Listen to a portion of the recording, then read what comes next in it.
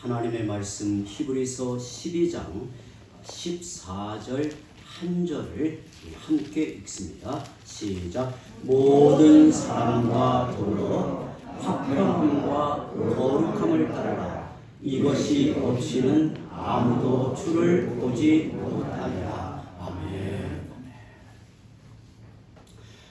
주님께서 오늘 저희에게 베풀어 주시는 이 생명의 말씀, 복음의 말씀이 우리의 심령을 새롭게 하고 우리의 걸음을 복되게 인도해 주시기를 바랍니다. 여러분, 믿음 안에 부름받은 성도는 하나님 보시기에 영광스러운 자녀입니다. 비록 우리 안에 연약함이 있고 허물이 있어도 우리를 이끌어 가시는 목표는 그리스도 안에 있는 아들의 영광입니다. 그 목표를 향해 우리는 오늘도 믿음의 경주를 달려가고 있습니다. 하나님은 사랑하는 성도들이 이 경주에 방해되는 모든 무거운 것과 얽매이기 쉬운 죄를 벗어버리도록 때로 징계하시고 연단하시는 것을 우리는 앞에서 여러 깊은 말씀으로 살펴보았습니다. 우리 눈에 달갑지 않게 보이는 징계와 연단까지도 동원하여 하나님은 우리의 인격과 성품을 다듬고 단련하여 하나님의 거룩하심에 참여하게 하시고 의와 평강의 열매를 맺게 하십니다. 그러므로 성도들은 자기 앞에 괴로운 일과 어려운 시험을 이상히 여기지 말고 우리를 단련하시는 하나님의 손길로 이해하여 자신의 손과 연약한 무릎을 일으켜 세우고 저는 다리를 고쳐서 자기 앞에 진리와 생명의 고든 길이 만들어지도록 참고 견딤으로 믿음의 경주를 끝까지 달려가야 한다고 사도는 우리에게 당부하여 말씀을 전합니다. 어디에까지 달려가야 하는가?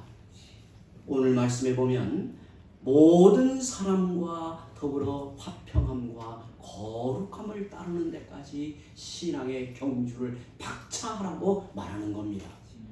오늘 본문에 모든 사람과 더불어 화평함과 거룩함을 따르라. 이것이 없이는 아무도 주를 보지 못하리라고 말씀합니다. 이것이 없이는 아무도 주님을 보지 못하리라는 이 엄중한 말씀은 성도의 삶의 화평과 거룩함이 얼마나 중요한 문제인가를 말해주고 있습니다. 이는 징계의 고귀한 목적인 거룩함과 징계의 아름다운 열매인 화평을 염두에 두고 있고 징계를 통해서 하나님이 이루시려는 뜻이 죄인을 구원하여 영광으로 이끄시는 최종의 목표와 동일합니다. 하나님의 이런 뜻은 결코 변하지 않을 것을 이와 같이 알리고 있는 거예요. 여러분, 우리가 어떻게 하면 화평과 거룩함을 힘써 구현하며 따라갈 수 있는 겁니까? 오늘 말씀이 매우 중요해서 오늘 한 절만 우리가 집중적으로 살펴볼 터인데요. 우리가 어떻게 하면 화평과 거룩함을 힘써 구현하며 따라갈 수 있는가를 오늘 말씀을 통해서 생각해 보려고 합니다.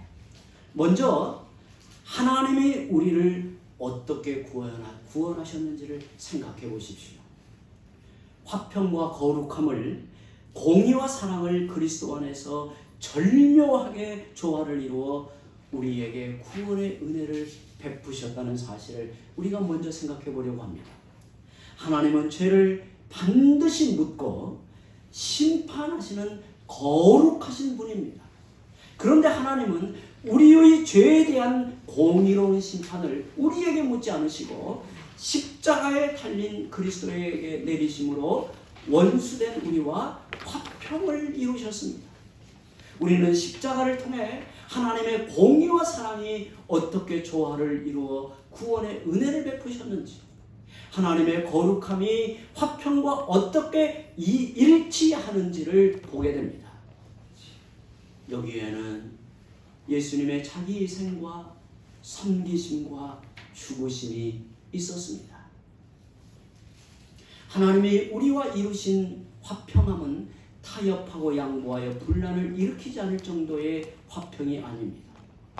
하나님은 본질상 진노의 자녀였던 우리를 대신하여 하나님의 독생자, 하나님에게 하나밖에 없는 유일하신 아들을 십자가에 내어주시는 놀라운 은혜와 사랑으로 우리를 향하신 진노하심을 푸시고 하나님과 우리 사이에 화목을 이루셨습니다.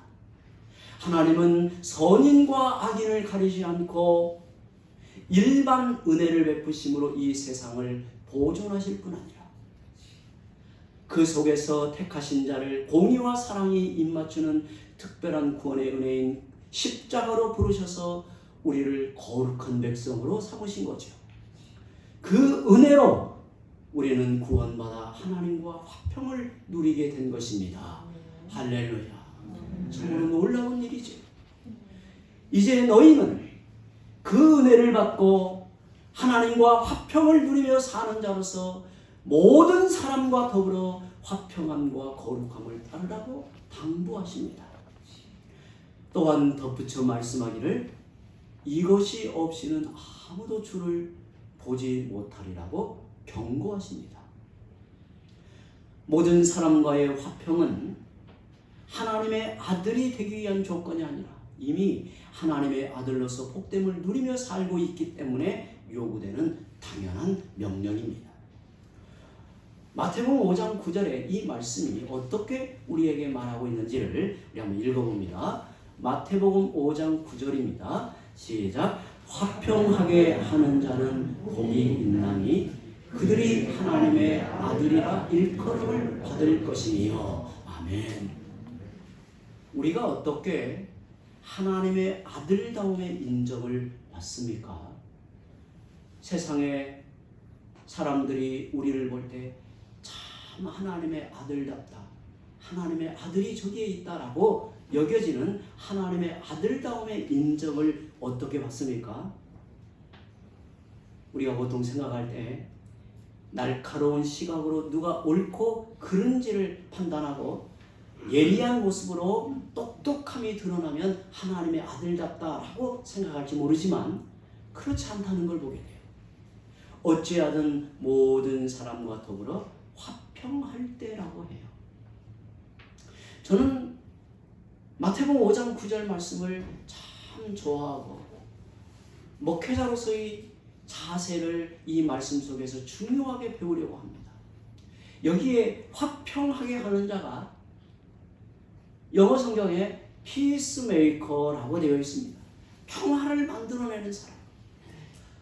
분란이 있고 미움과 다툼이 있고 싸움이 있는 곳에 그 사람이 나타나면 분위기가 따뜻해지고 서로 간에 미움의 마음이 녹아지고 그래서 서로의 마음을 열고 하나가 되어지는 화평하게 하는 역할을 하는 사람을 가리켜 뭐라고 말하냐면 그들이 하나님의 아들이라 일컬음을 받는다고 해요. 저는 이런 사람들이 너무 좋아요. 어떤 사람은 나타나기만 하면 분위기가 차가워지고 냉랭하고 뭔가 다툼이 일어날 것 같고 긴장감을 일으키는 사람이 있다면 이 화평하게 하는 사람은 그 사람만 나타나면 마음이 따뜻해지고 분위기가 온화해지고 마음이 열리고 그래서 마음으로 받아들이고 이해하는 이 역할, 분위기를 만들어내는 사람을 가리켜 화평하게 한다라고 해요. 이것은 불의와 타협하고 진리를 포기해서라도 평화를 추구하라는 뜻이 아닙니다. 불의와 악을 넘어서 화평을 이루라는 말입니다. 하나님은 우리의 죄악을 묵인하신 게 아니라 그 죄과를 예수님이 담당하여 십자가의 희생과 섬김으로 우리를 구원하여 화평을 이루셨습니다. 이와 같이 우리도 십자가와 부활의 능력으로 자기를 희생할 때 불의와 타협하지 않고 화평을 이룰 수가 있습니다. 물론 그 일은 자기를 부인하고 자기 십자가를 지고 주님을 쫓아감으로 가능합니다. 그 일은 인간의 자연적인 능력으로는 불가능합니다. 오직 십자가와 부활의 능력으로만 가능합니다. 그래서 우리는 하나님의 공의와 사랑이 입맞추어 거룩과 화평을 이루어낸 그리스도의 십자가를 끊임없이 바라보아야 합니다. 십자가의 복음으로 우리의 옛사람이 깨어지고 또한 그리스도의 죽으심에 참여하여 나의 옛 자아가 부활하신 주 안에서 의의 백성으로 거듭나 영원한 생명의 능력을 항상 힘입고 살아야 하는 것입니다. 안주나 서나 믿음의 근원이요 믿음을 온전하게 하시는 예수님을 바라보아야 합니다. 그리할 때 모든 사람과 더불어 화평함과 거룩함을 따를 수 있는 거지요. 특별히 이 말씀은 한 개인에게 주는 권고가 아니라 교회 공동체를 향해 교훈하시는 권면임을 유의해야 합니다. 우리는 믿음의 경주에서 때로 지치거나 낙심하여 좌절하기도 하고 주저앉기도 하는데 교회 안에서 그 주된 원인이 무엇인가를 생각해 보면 여러 이유가 있겠지만 그 중에 하나가 성도들 간의 관계에서 일어나는 다툼이라는 거예요. 서로의 관계에 시기심과 욕심이 개입하면 원망과 다툼이 일어나고 지체의식이 사라집니다. 사실 교회 안에는 이런 일이 항상 일어날 수 있습니다. 여기는 천사들의 공동체가 아니라 죄인들이 거룩함을 향해 연단받고 자라가는 곳이요 주님의 사랑을 배우고 훈련하는 곳입니다. 우리는 그리스도의 몸으로 자라가는 중에 있습니다. 서로의 연약함으로 인해 불협화음이 있고 그 속에서 하나님의 뜻을 깨닫고 함으로 거룩과 화평을 우리의 인격과 성품 안에 열매를 맺는 훈련을 받고 있는 것이 바로 교회예요. 그래서 우리가 교회를 이루고 교회를 세워갈 때 잊어서는 아니 되는 것이 우리는 모두 연약함이 있고 서로 지체로서 자라가는 과정에 있다라고 하는 생각을 꼭 가져야 돼요. 우리가 자칫 교회를 이상적인 공동체로 생각하기 쉬워요. 여기에는 천사들만이 모여있는 공동체라고 생각하기 쉬워요. 어찌 교회가 그럴 수 있는가?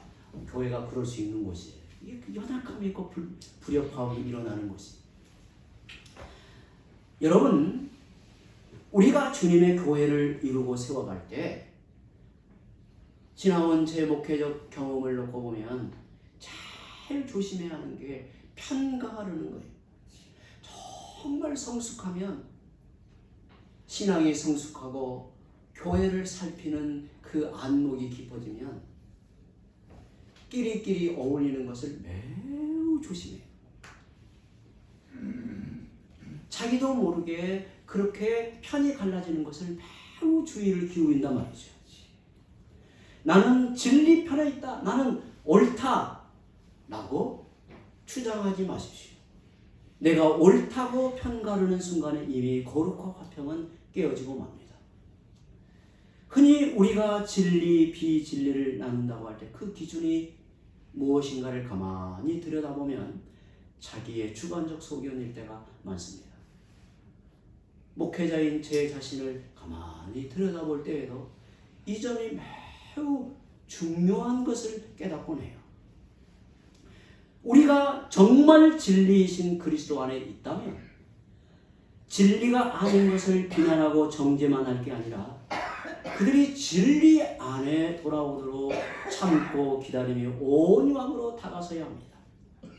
사랑은 진리와 함께 기뻐하지만 그러기 위해서 모든 것을 참고 모든 것을 견디며 모든 것을 바라는 오래 참음이 있어야 하는 겁니다. 하나님의 의는 옳고 그름을 판단하고 심판하는 데서 그치지 않고 그릇된 사람을 옳게 세우는 능력입니다. 하나님의 사랑은 사랑받을 만한 사람만 사랑하는 게 아니라 사랑하지 못할 사람도 사랑하게 만드는 능력입니다. 오늘 우리는 그 은혜와 사랑으로 구원받은 성도들입니다. 그래서 우리도 이런 사랑으로 화평함과 거룩함을 따르라고 말씀합니다. 할 수만 있다면 모든 사람과 화평하게 지내면서 그들을 하나님께로 인도하라고 말씀하는 겁니다. 성도 여러분, 주의 백성은 성령 안에 있는 의와 평강과 희락이라는 하나님의 나라를 맛보고 드러내는 사람들로 부름받고 믿음으로 이 삶을 경주하고 있습니다. 우리 안에 남아있는 죄성으로 인해 우리의 손과 무릎이 지쳐 주저앉기도 하지만 징계와 연단으로 다시 일으켜 세우시는 주님의 은혜를 힘입고 화평과 거룩함을 따르는 자로 나아가야 합니다. 이것이 없이는 아무도 주를 보지 못하리라는 엄중한 경고 앞에서 어리석은 욕심과 헛된 소망을 내려놓고 사나 죽으나 그리스도를 바라보고 그 은혜를 힘입어 사는 자로 힘써 나아가야 할 것입니다. 이제 빌립보서 4장 5절 말씀을 읽고 이제 이 말씀을 마무리하겠습니다. 빌립보서 4장 5절을 함께 읽어봅니다. 시작. 너희 관용을 모든 사람에게 알게 하라. 주께서 가까우시리라. 아멘. 여기에 관용이라는 말을 쉽게 표현하면 너그러운 마음을 말해요. 너그러운 마음. 너희의 너그러움을 모든 사람에게 알게 하라고 하시는데 그것이 어떻게 가능할까요? 사실 생각해보면 내게 힘이 있고 능력이 있을 때 너그러움은 의미가 있습니다. 힘이 있는 사람, 더 높은 자리에 있는 사람이 아래에 있는 사람을 너그럽게 대할 때 그게 얼마나 고마움이 되고 그것이 얼마나 힘이 되는지 몰라요.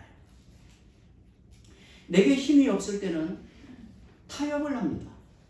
힘이 있으면 타협이 아니라 너그럽게 대할 수 있어요.